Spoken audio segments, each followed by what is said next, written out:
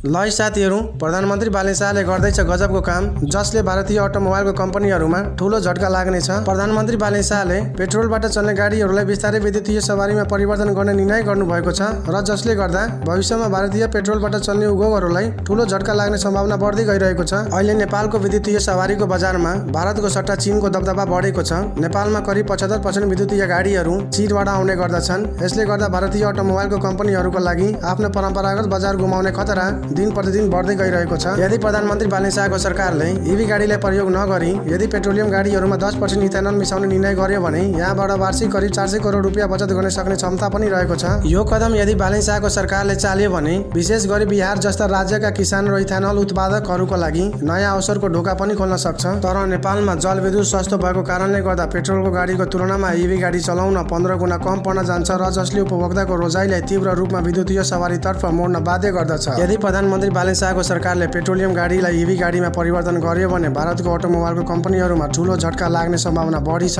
नेपालमा बिस्तारै पेट्रोल र डिजेलको माग घट्नेछ। नेपालको जलविद्युत पूर्ण रूपमा प्रयोग गर्न सकिन्छ र बिस्तारै भारतले समेत विद्युतीय गाडी प्रयोग गर्नमा बाध्य पार्न सक्ने क्षमता पनि रहेको छ।